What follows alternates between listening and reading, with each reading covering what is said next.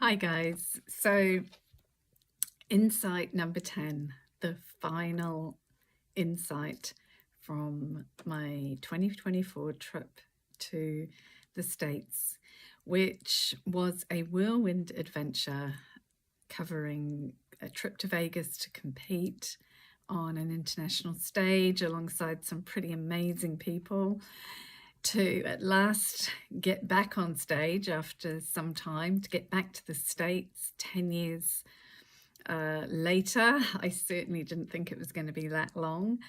And to also have the opportunity to spend some time in Wisconsin, in a town called Pepin, which is in Stockholm, Wisconsin. And I'm truly grateful to Shirley Rensink, who invited me there, and the time that I spent there was enlightening.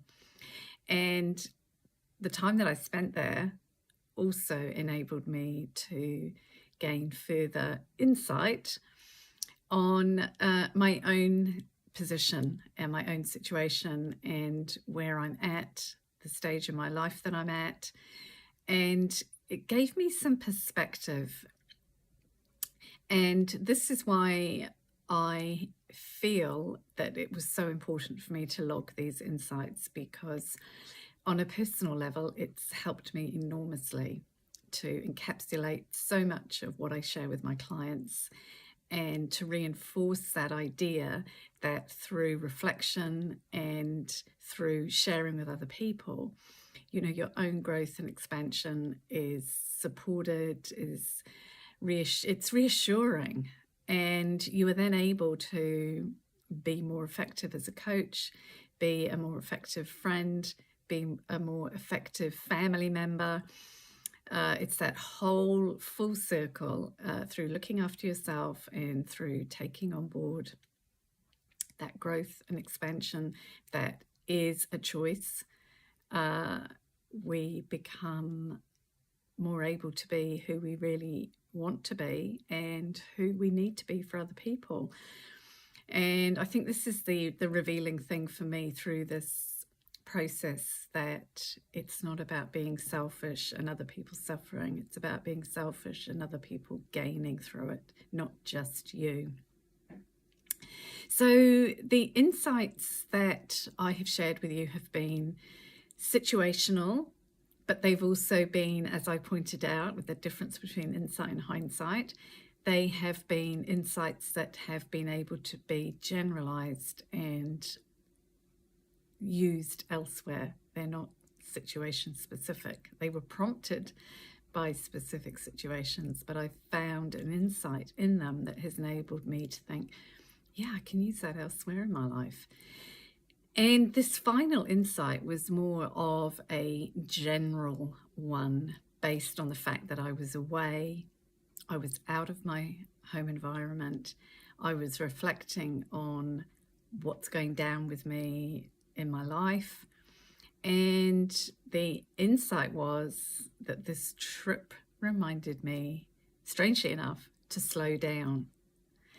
So while the trip itself was full on and a bit of an adventure, and it involved a lot of full-on time with other people, and I'm very used to being on my own a lot of the time, so that was quite a challenge for me. It reminded me that I needed to reassess what I was doing in order to be able to not get caught up in that busy cycle again. I had walked away from that. I had left that behind. I often reflected that, flip, how did I live that life? I got so much done, but I challenged myself and said, yeah, but were you truly happy? You were a production machine.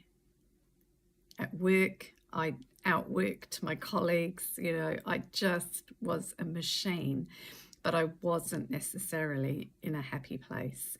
And I think that comes back to that conditioning again, that hard work equals success. And I'm questioning a lot of that. But the reflection was that I had too much going on, too much in too many different areas, And as much as I love to be exploring stuff and trying lots of different things, if I was going to make a success of my business, if I was going to be able to channel my energy into my fitness and my immediate future, I needed to make some changes when I got back. And those changes involved cutting out certain things because I was doing them because I wanted to do them, but it was like I'm jumping in with way too much on my plate. And this sort of idea of getting outside of your home environment in order to be able to look back on it and reflect and gain insight on where you're at is something that I highly recommend to my clients.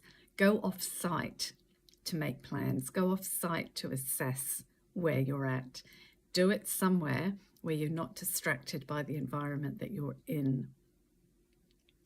And it can be very powerful to go somewhere different and just to look back at your life through the lens of somebody who's slightly removed from it. How do you feel at the thought of going back? Does it fill you with dread? If it does, then maybe things need to change. Maybe things need to be redirected. Maybe you need to do more of some stuff and less of other stuff. And this sort of insight, again, can be applied to specific areas in your life or to your life in general. And that is my closing insight. I have taken stock. I have cut back on certain things. I will be sharing more of that in my membership group. And I think this is something that I have struggled with because of that perception of failure. Oh, I can't do everything. Oh my God, I'm not managing to accomplish everything I've started. And I had to reframe that as saying, no, maybe it's just about timing. And we've talked about timing before. Sometimes things happen at a pace that isn't aligned with what we want. But somehow the timing is always just right. So thank you for joining me over these past 10 videos. And I trust that you have got insights on my insights, and maybe they've given you some food for thought and ideas on how you can apply them to your life.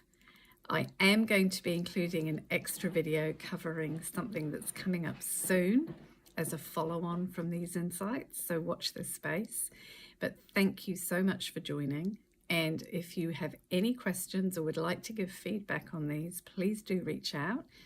You can reply to the email that you received with the instructions to join these insights. You can reach me on Facebook, private message me. You can also join my closed Facebook group if you're not already a member, and I will be speaking more about what's coming up next very shortly. Bye for now.